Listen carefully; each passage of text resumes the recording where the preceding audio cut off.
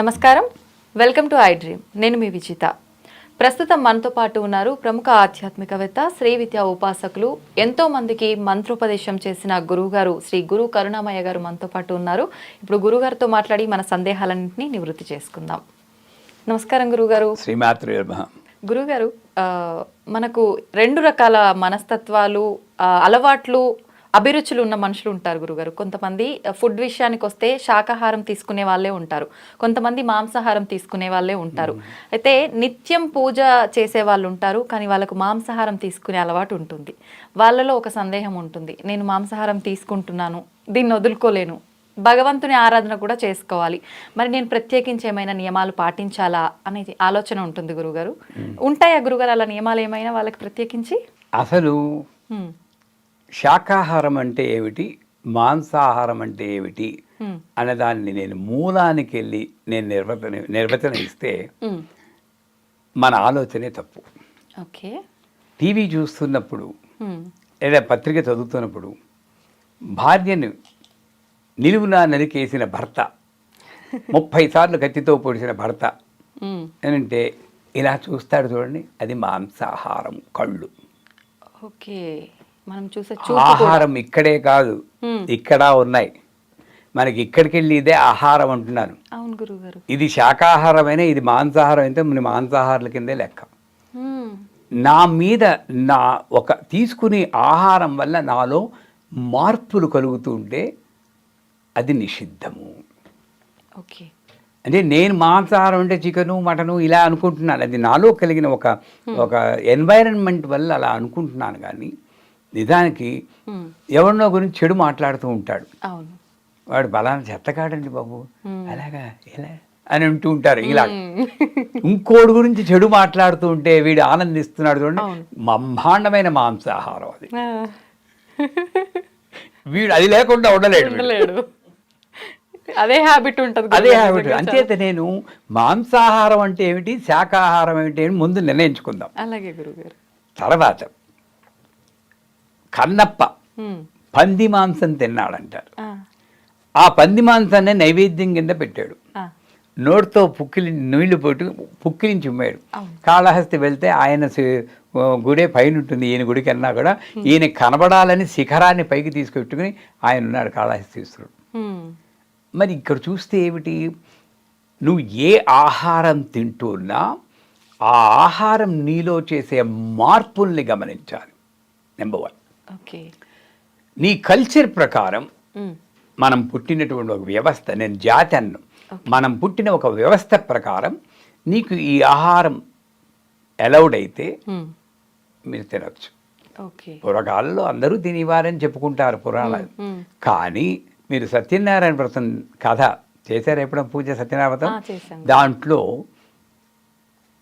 2వ అధ్యాయంలో ఒక కట్టెలు ముక్కునేవాడు, మొదటి అధ్యాయంలో కట్టెలు ముక్కునేవాడు బ్రాహ్మడు పూజ చేస్తూ ఉంటే విని కట్టెల కావడి కింద పెట్టి లోపలికి వెళ్ళి పూజ అంతా చూసుకుని ప్రసాదం గంచి నేను కూడా ఈ పూజ చేయవచ్చా అని అడిగాడు. అలా అడిగాడు. అంటే అర్థం ఏంటి, కట్టెలు అమ్ముకున్నాడు మాంసాహారం తింటాడు. ఆ రోజుల్లోనూ మాంసాహారం తిన్నా వాళ్ళు చేసుకున్న జపము, వాళ్ళకి భగవంతుని భక్తి, ఈ మాంసాహారం నాలో ఏ మార్పు తేకుండా కట్టెలుముకున్న వాడికి బ్రాహ్మడికి తేడా లేనటువంటి సద్గుణాలు ఆ రోజుల్లో ఉన్నాయి. ఇది కాదని నేను సత్యం. సో నేను తీసుకుని ఆహారం నాలో మార్పు తెస్తుంది. అంతెందుకు, మేము 15 రోజుల పాటు నేను ఉప్పు కారం లేకుండా ప్రయత్నించాను. తిరుపతి వెళ్ళిపోయాను, ఒక పెరుగన్నమే ఇంతే రాత్రికి. అసలు ఎలా ఉందంటే మొత్తం శాంతం ఎలాగైతే మా ఆవిడికి భయం వేసింది, బాబోయ్ మామూలుగా ఉప్పు కారం తినని సన్యాసులు అయిపోతారేమో అని భయపడ్డారు ఒక రకాల మన పెళ్ళైన కొత్తల్లో. అంచేత నేను తీసుకునే ఆహారం నా మీద ఎఫెక్ట్ ఇస్తుంది, దాంట్లో సందేహమే లేదు. కానీ ఆ ఆహారం అది మాంసాహారం అనండి, స్పైసెస్ మసాలా ఆహారం అనండి, రెండు ఒకటే. ఇది నాలో మార్పులు తెస్తున్నాయని నేను గ్రహించినప్పుడు నేను కంట్రోల్ చేసుకోవాలి. నువ్వు ఆహార నియమాల ప్రకారం నువ్వు ఇంత కొంచెం తినచ్చు, దాంతో ఏమీ తప్పులేదు. నేను శాకాహారనే, కానీ ఆ కాస్త దిడ్డల్లో తప్పు లేదు. లేదు. కానీ ఇది లేకుండా నేను ఉండలేను అని కొన్ని జనాలు అంటారు. అవును గురుగారు. అది తప్పు.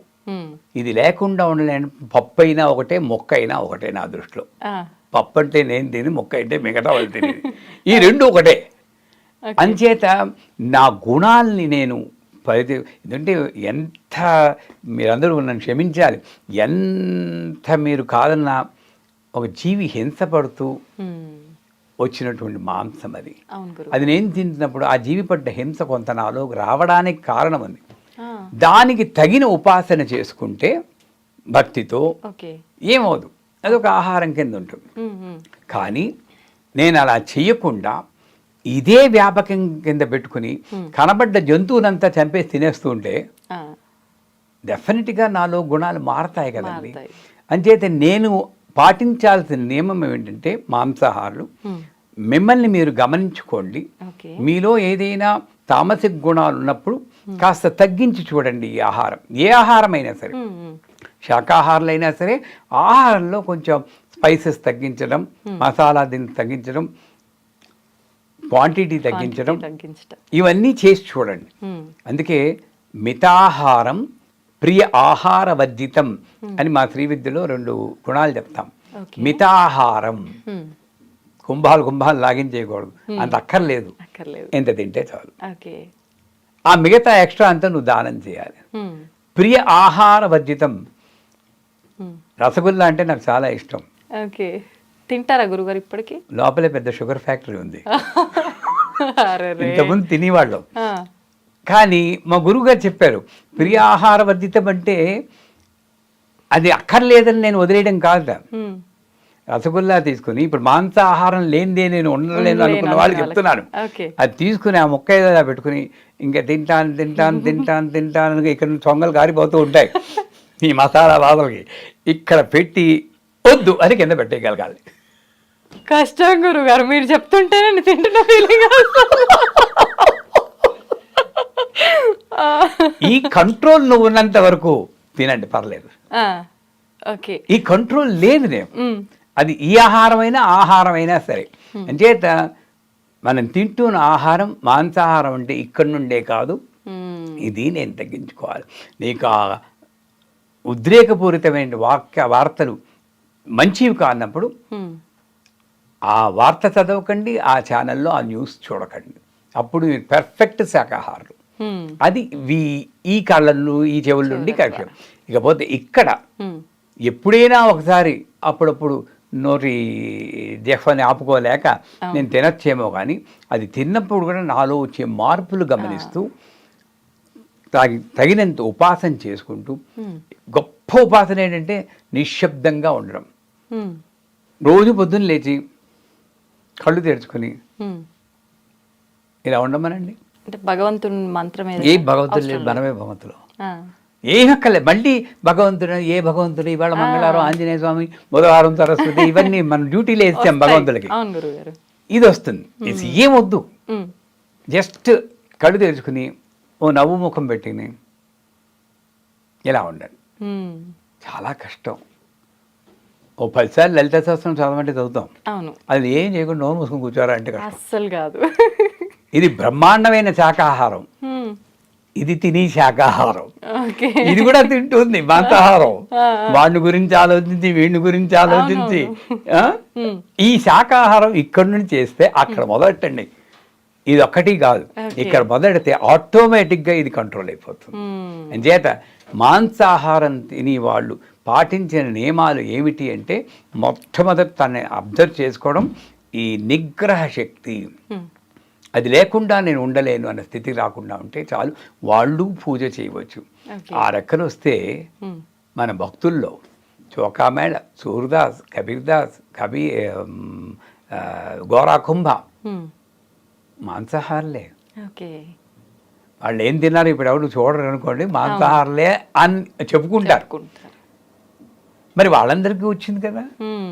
సో మనం గమనించాల్సింది ఏంటంటే, మన తింటున్న ఆహారం అది శాకాహారమైనా మాంసాహారమైనా మన గుణాల మీద విపరీతమైనటువంటి ప్రభావం కలిగించకుండా ఉంటే, నియమంలో పరిమితి వ్యవస్థలో ఏదైనా తినొచ్చు, దాంట్లో తప్పు లేదు. ఓకే, అదొక్కటి మనం కరెక్ట్గా చూసుకోవాలి.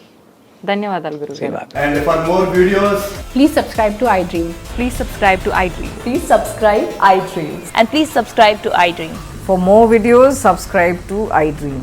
please like, share and subscribe to the channel. Congratulations, iDream. Subscribe to iDream. Subscribe to iDream. So subscribe to iDream Media. iDream की iDream team अंदर की huge congratulations. Please subscribe iDream Media. Please subscribe to iDream. Subscribe iDream. Please subscribe to iDream. iDream అంటే నా కళల ఛానల్ను subscribe చేసుకున్న నోరు తిరుగుతలేదు, మీరైతే గంట గుర్తు కొట్టండి. For more such videos, please subscribe to iDream. Subscribe to iDream. Please subscribe to iDream. Please subscribe iDream Media. Please do subscribe to iDream. Please subscribe to iDream Media. For best entertainment and information, please subscribe iDream. And don't forget to subscribe to iDream.